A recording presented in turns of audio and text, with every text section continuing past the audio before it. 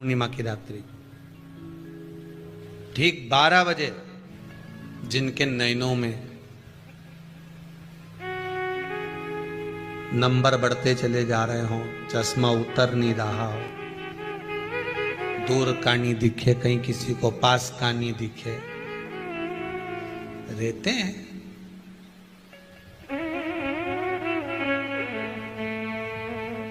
उसके लिए भी है पूर्णिमा के दिन तुलसी की जो डंडी होती है, तुलसी जैसे बेलपत्र की जो ये डंडी है, ऐसे ही तुलसी का जो पत्ता होता है, उस पत्ते की जो डंडी होती है, उस डंडी को चंद्रमा को देखा जाता है।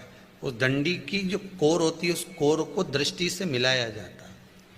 आप चंद्रमा की, जैसे चंद्रमा का भाग, उस चंद्रमा के भाग को आप उस डंडी के भाग से निहारने का प्रयास करिए।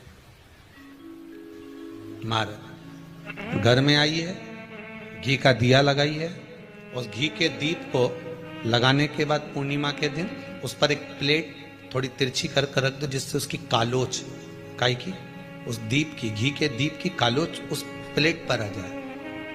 थोड़ी सी कालोच ले लीजिए, 5-10 मिनट में आ जाएगी। उसको गाय के घी में मिलाकर आंखों में सुरमा लगाकर रात्रि को सो जाइए। 3 दिन बाद आप महसूस करेंगे कि नेत्र की ज्योति बढ़ना प्रारंभ हो रही है। नेत्र की, अब इस प्रयोग को करने में कोई धन लगा तुम्हारा? अरे बोलो तो सही। कोई दौलत लगी तुम्हारी, कोई संपदा, या फिर तुमने सियोर वाला महाराज के लाके खूब बटोर के दे दिया, कुछ लगा? नहीं। तुम करोगे, लाभ तुम्हें मिलेगा। जो बच्चा बुद्धि से विकलांग हो, विद्या में कमजोर हो, परीक्षा हॉल में पेपर देते समय भूल जाता हो,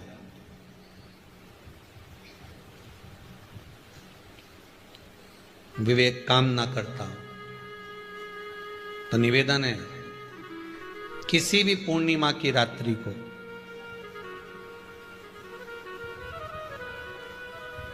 बारह बजे गाय के, गौ माता देसी गाय के जो 4 थन होते हैं, उन 4 थन में से जो आगे के थन होते हैं, 2 पीछे की ओर होते हैं, 2 आगे की ओर होते हैं, तो जो आगे के 2 थन है, उस थन का दूध निकलवा लिया जाए और उस दूध का कोई भी मीठा पदार्थ बनाओ तो ठीक है, ना बनाओ तो उसी दूध में शक्कर मिलाकर पूर्णिमा की रात्रि को, जो विवेक से कमजोर हो, बुद्धि से कमजोर हो, या याद करा हुआ सब भूल जाते हो, या आपके लिए भी है कोई चीज रखते हो भूल जाते हो, विवेक याद नहीं रहता, बुद्धि में इतना प्रबल बल नहीं आ पाता, याददाश्त कमजोर होती चली जा रही, तो किसी भी पूर्णिमा की रात्रि को 12 बजे गाय के आगे के 2 थन का दूध, उसमें कोई पदार्थ, शक्कर, गुड़ कुछ भी मिलाकर भगवान के चंद्रदेव की साक्षी में उसको पिला दिया जाए।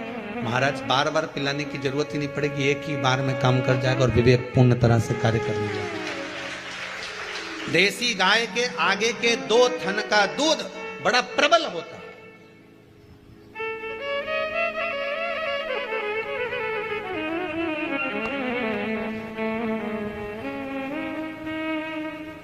पूर्णिमा की रात्रि को 12 बजे उसका प्रयोग किया जाए। आप उस दूध को निकाल लो शाम के समय, रात्रि के समय ग्वाले से कहकर, जिसके यहाँ पर देसी गाय हो, वहां निकलवा कर उसको रखा जाए, उसका पान करा जाए। महाराज रोग बीमारी में प्रबलता, तो मां यशोदा जी जग कल्याण के लिए पूछ रही है, संपूर्ण विश्व के कल्याण के लिए।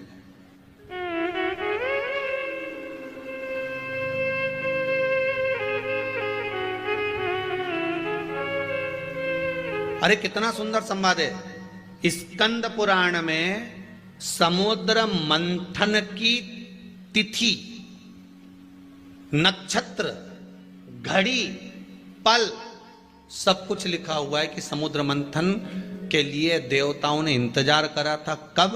जब चंद्र का प्रभाव पूर्ण हो। जब चंद्र का प्रभाव पूर्ण होगा तब जो मंथन होगा, उस मंथन का जो सुख होगा वो जीवन को आनंद दे जाएगा। जब देवता 33 कोटि देवता उस चंद्र के इंतजार में रहते हैं कि ये चंद्र प्रबल होगा, तब जाकर ये चंद्र यहां पहुंचेगा, तब जाकर हम मंथन करेंगे, तब जाकर वो अमृत मिलेगा, और उस अमृत को देवता धारण करेंगे तो वो आनंद पा जाएंगे। तो हम क्यों शरद पूर्णिमा छोड़ें? हम क्यों एक एक पूर्णिमा छोड़ें? एक एक पूर्णिमा के महत्व को जानिए। कोई पूर्णिमा साधारण नहीं है, कोई प्रदोष साधारण नहीं है, कोई शिवरात्रि साधारण नहीं है। 12 महीने शिवरात्रि पड़ती है, 12 महीने में प्रदोष पड़ते हैं, पर 12 महीने पड़ते हैं। हम उसका महत्व ही नहीं जान पाते। गाय अपने बछड़े को दूध पिलाएगी, बछड़े के मुंह पर जो फेन आएगा उसको कोई जीव जब शरीर के रोग में पड़ा होगा, किसी का शरीर अगर सफेद पड़ जाता है, कोई चमड़ी सफेद हो जाती है, कोई चमड़ी कहीं से सफेद पड़ जाए या कोई दाग पड़ जाए, कोई दाग पड़ जाए, वो दाग मिट्टी नहीं रहा हो, तो शिव महापुराण की कथा कहती है पूर्णिमा की रात्रि को शाम के समय जब गाय अपने बछड़े को दूध पिलाए और उसके मुंह पर जो फेन आ जाए उसको चम्मच में निकाल लीजिए, और पूर्णिमा की रात्रि को 12 बजे शरीर पर उस फेन को थोड़ा सा दूध मिलाकर गाय का पूरे शरीर पर जहां जहां पर सफेद दाग पड़ गए हैं वहां लगा लीजिए, और भगवान भूतेश्वर का नाम लेकर 15-20 मिनट तक वो दूध लगे रहने दीजिए, और शरीर से वस्त्र को हटाकर फिर स्नान कर लीजिए। कोई साबुन नहीं लगाना है, कोई शैम्पू नहीं लगाना है, कोई तेल नहीं लगाना है, स्नान कर लीजिए। महाराज 3 या 4 पूर्णिमा आप लगातार करेंगे, शरीर पे से सफेद जो रोग हो जाता है वो समाप्त हो जाता है। कोई दवाई नहीं खाना पड़ती, केवल भूतेश्वर महादेव का स्मरण कर कर उस फेन का प्रयोग कर सकते। जो बच्चा माइंड से विकलांग हो, बुद्धि से कमजोर हो, जिसकी बुद्धि काम ना कर रही हो, पढ़ाई में चित्त नहीं लग रहा हो, खेलने में ज्यादा दिमाग लगता हो और पढ़ाई में ना लगता हो, या कोई माइंड से विकलांग हो, बुद्धि बिल्कुल काम ना कर रही हो, किसी की याददाश्त कमजोर हो गई हो, कुछ भी सामान रख दिया याद ही नहीं रहता हो, तो उसके लिए अमावस्या के दोपहर में 12 बजे गाय जब अपने बछड़े को दूध पिलाए, उसका फेन चम्मच पर निकालकर, जिसकी याददाश्त कमजोर हो, बुद्धि काम ना कर रही हो, विद्या में चित्त न लगता हो, उस व्यक्ति को मात्र 2 अमावस्या वो फेन पिला दिया जाए तो महाराज याददाश्त कभी नहीं जाती, विवेक पूर्ण तरह से काम करता है, बुद्धि पूर्ण तरह से काम करता है। पूर्णिमा के दिन अगर आप शंकर भगवान को 1 लोटा पानी अगर शिव को समर्पित कर रहे हो, श्वेत पुष्प को रखकर शंकर जी के ऊपर सफेद फूल को चढ़ाकर अगर 1 लोटा जल भी, एक पात्र जल भी शंकर को समर्पित कर रहे हो, तो ये लक्ष्मी के लिए ही तो कर रहे हो। और कौन सी लक्ष्मी? पूर्ण लक्ष्मी, पूर्ण लक्ष्मी। कितना सुंदर संवाद लिखा है, अगर किसी माता का पुत्र मान लो किसी नशे में डूबा हुआ है, कोई नशा कर रहा है और गलत नशा है, आपको लग रहा है कि ये नशे में डूबा हुआ है, आपको लग रहा है कि ये गलत जगह पर डूब गया है, आपको लग रहा है कि मदिरापान में, मांसाहार में, या अधिक गांजा आदि जो भी नशे होते हैं, जितने भी नशे, उसमें डूब चुका है, और माँ उसको समझा रही है तू नशे में मत डूब, तू इस काम को मत कर, तू ये गलत कर्म मत कर। माँ उसको समझा कर हार गई। तो मेरा माताओं से निवेदन है, आप उसको समझाना बंद कर दो, एक काम करना प्रारंभ कर दीजिए। हमें जो शिव महापुराण के माध्यम से शास्त्र कह रहा है कि आप 32 पूर्णिमा के व्रत प्रारंभ कर दो। उसमें करना क्या है आपको? केवल जिस दिन व्रत रहे, रात्रि के समय पर कोई भी मीठा, कुछ भी सामग्री आप चंद्र की रोशनी में, चंद्र को अर्घ देने के बाद, पूजन करने के बाद उसको रखो, और वही सामग्री जो नशा कर रहा है उसको पूर्णिमा के दूसरे दिन उसको खिलाओ। आप धीरे धीरे खिलाना चालू करेंगे, जिस नशे में वो डूबा हुआ उस नशे से वो छूटना प्रारंभ हो जाएगा। 2 पूर्णिमा व्रत करके तो देखो, 3 में तुम्हें जरूरत ही नहीं पड़े, धीरे धीरे आप रुक, वो छूटना प्रारंभ हो जाएगा। जब देवता 33 कोटि देवता उस चंद्र के इंतजार में रहते हैं कि ये चंद्र प्रबल होगा, तब जाकर ये चंद्र यहां पहुंचेगा, तब जाकर हम मंथन करेंगे, तब जाकर वो अमृत मिलेगा, और उस अमृत को देवता धारण करेंगे तो वो आनंद पा जाएंगे। तो हम क्यों शरद पूर्णिमा छोड़ें, हम क्यों एक एक पूर्णिमा छोड़ें? एक एक पूर्णिमा के महत्व को जानिए। कोई पूर्णिमा साधारण नहीं है, कोई प्रदोष साधारण नहीं है, कोई शिवरात्रि साधारण नहीं है। 12 महीने शिवरात्रि पड़ती है, 12 महीने में प्रदोष पड़ते हैं, और 12 महीने पड़ते हैं। हम उसका महत्व ही नहीं जान पाते।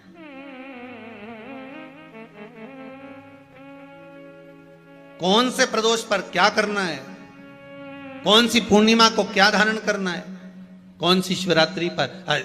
कई लोगों को तो यहां तक नहीं मालूम था कि भाई श्रावण के महीने में भी शिवरात्रि आती है। वो तो बस लोगों के कि शिवरात्रि का पूजन हुआ, तो उसका स्मरण क्यों छोड़े हम? अगर ये वेद और शास्त्र ब्राह्मणों को दिए गए हैं, ये वेद और शास्त्र विद्वज्जन को दिए गए हैं, तो इसका स्मरण होना चाहिए कि हम निकालकर जनमानस तक ये चीज पहुंचाएं कि हमें इस दिन ये पूजन करना है, उसका स्मरण होना चाहिए।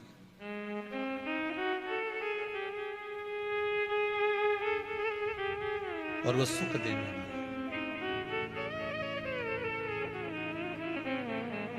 पूर्णिमा का व्रत अगर नारी 32 पूर्णिमा धारण कर लेती है तो वो नारी बेधव्य होकर नहीं जाती। पर आप लोग व्रत जो करते हो ना, जो भी व्रत आप लोग उठाते हो, सोमवार का व्रत जैसे किसी माता जी ने उठा लिया और वो उठाने के बाद, हम तो शादी नहीं हुई थी ना जब भी सोमवार व्रत करते थे, अब शादी हो गई अभी भी हम सोमवार का व्रत कर रहे हैं, करे जा रहे हैं, और उसका कोई उद्यापन नहीं करा, कोई संकल्प नहीं लिया गया कि मैं 5 करूंगी कि 16 करूंगी कि 25 करूंगी कि 31 करूंगी कि 21 करूंगी। इसलिए पूर्णिमा व्रत का विधान में कहा गया कि 32 पूर्णिमा का पहला संकल्प होना चाहिए। उसके बाद आपकी 32 पूरी हो जाए, फिर आप दूसरे और व्रत कर लो, फिर 32 कर लो, फिर 32 कर लो, पर उसमें पूर्णता का भाव। अभी तक किसी के सोमवार और गुरुवार और शुक्रवार के व्रत ही पूर्ण नहीं हुए, अभी तक चल रहा है, अभी तक चल रहे हैं। हम तो सोमवार का व्रत करते हैं, हम तो शनिवार करते हैं, अब शनिवार करते करते 4 साल हो गए, 6 साल हो गए, 5 साल हो गए। भगवान को तो थोड़ा बहुत कुछ खिला पिला के उनको एक बार तो विश्राम दे। ये जितनी पूर्णिमा के व्रत हैं, जितने 12 महीने जो पूर्णिमा पड़ती है, पूनम पड़ती है, ये भले दुनिया के लोग कहते हैं कि ये भगवान राधा और कृष्ण से संबंध रखते हैं, सीता राम जी से संबंध रखते हैं, राम और कृष्ण से संबंध रखते हैं, पर इनका यदि सही संबंध समझा जाए, इनके सही संबंध का यदि स्मरण करा जाए, इनके सही संबंधों का यदि वर्णन किया जाए, तो शिव और चंद्रमा के जो मिलन का केंद्र बिंदु है वही पूर्णिमा है। केवल एक पूर्णिमा वहीं तक नहीं रही कि भगवान कृष्ण और राधा जी ने रास किया। भगवान कृष्ण और राधा जी रास कर रहे हैं, केवल पूर्णिमा वहीं तक सीमित नहीं रही। केवल वहीं तक उसकी सीमितता नहीं है। एक बात ध्यान रखिएगा, यदि काया का रोग हो गया, मान लो शरीर कहीं से सफेद पड़ रहा है, कहीं से काला पड़ रहा है, शरीर में से खाल की फुकड़ी निकलना प्रारंभ हो गई हो, शरीर में काले काले चट्टे पड़ना चालू हो गए हों, या कोई विशेष रोग हो गया, कोई विशेष शरीर में रोग है, बीमारी है, काया बेकार हो रही है, तो सीधी सीधी बात शिव महापुराण की कथा कहती है, सुंदर आनंद में श्रवण कर कर आप अपने जीवन को, ये पूर्णिमा शिव महापुराण की कथा कर, पूर्णिमा आ रही है, कुछ नहीं करना, पीपल का एक पत्ता, उस पत्ते पर थोड़ा सा चावल, थोड़ा सा चावल। पूर्णिमा की रात्रि को अपने हाथ में लेकर अपने नयनों से लगाकर शरीर पर से स्वयं उतारकर उसको दरवाजे के पास रख दीजिए। पूर्णिमा की रात्रि को पूर्ण होने पर उस चावल को दूसरे दिन सूंघ कर बहते हुए पानी में डाल दीजिए। महाराज कितने भी रोग से ग्रसित हो गए, पीपल का एक पत्ता 52,000 ब्राह्मण की साक्षी कराता है। महाराज बहुत ध्यान देना, पीपल के वृक्ष में स्वयं नारायण का, मेरे कृष्ण का वास है। स्वयं भगवान गीता के अंतर्गत कहते हैं कि मैं पीपल का वृक्ष हूं, नारायण उसी में। 52,000 ब्राह्मणों का वासा एक पीपल के पत्ते में होता है। और आपको पहले भी कथा में कहा, गाय, ब्राह्मण, बहन, बेटी, ये सब काल का हरण करने वाले हो, काल को हरने वाले हो। रोग को मिटाइए, शिव का स्मरण करो। पूर्णिमा के दिन चावल का एक आखा दाना जानते हो, पूरा, खंडित चावल नहीं। कितना चावल? एक दाना चावल का शंकर भगवान के शिवलिंग पर समर्पित करिए। एक बेलपत्र जिसका डंडी का मुख अपनी ओर हो, जहां से चावल चढ़ाया है, उस चावल के ऊपर अपनी कामना कर कर रख दीजिए और चंद्रमौली भगवान का स्मरण करिए। कौन से भगवान? शंकर भगवान का सर्वश्रेष्ठ सुंदर नाम है चंद्रमौली। चंद्रमौली भगवान का स्मरण करिए। अपनी कामना कर कर बेलपत्र समर्पित कर कर शिव जी पर एक लोटा पानी, एक जल पात्र समर्पित करो, कलश से जल चढ़ा दीजिए। नैनों में वो जल लगाकर अपनी कामना कर कर वापिस घर को आइए। अगली पूर्णिमा आएगी, जो कामना करी है मेरा चंद्रमौली भोलेनाथ उसे पूर्ण कर ही देगा। शिव उपासना के लिए जितनी 12 महीने में पूर्णिमा पड़ती है, एक एक पूर्णिमा का व्याख्यान वर्णन करेंगे। आज तो कथा का महत्तम दिवस है, पहला दिवस है, तो हम उसको महत्व समझें कि पूर्णिमा का महत्व क्या है। हम उसका महत्व समझें कि शंकर और चंद्र का रिश्ता क्या है, संबंध क्या है।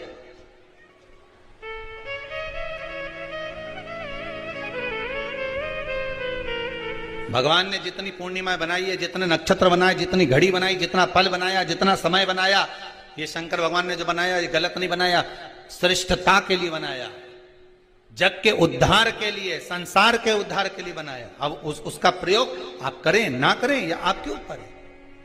आप उसका प्रयोग कर रहे हैं ना कर रहे हैं, ये आपके ऊपर, पर जो बनाया है मेरे भगवान।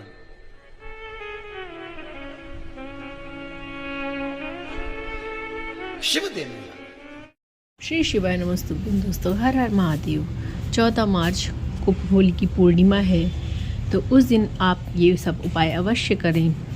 इस वीडियो में जितने उपाय बताए गए हैं, आप उन उपायों को करके अपनी मनोकामना पूर्ण कर सकते हैं। महा उपाय में एक उपाय, पूर्णिमा के दिन आपको शिव मंदिर में जाकर एक बेलपत्र और उस पर चावल का दाना रखकर शिवलिंग पर समर्पित करिए और उसके बाद एक लोटा जल शिव जी पर चढ़ाइए और चावल को समर्पित करते हुए चंद्रमौली बाबा का नाम लेकर के अपनी कामना बोलते हुए शिव जी पर समर्पित करिए। आपकी देखिए दूसरी पूर्णिमा आने तक आपकी मनोकामना पूर्ण हो जाएगी। हर हर महादेव। श्री शिवाय नमस्तुभ्यम। अगर आपको हमारे चैनल और पसंद आता हो और हमारी वीडियोस अच्छे लगते हों तो प्लीज़ हमारे चैनल को लाइक और सब्सक्राइब करिए। श्री शिवाय नमस्तुभ्यम।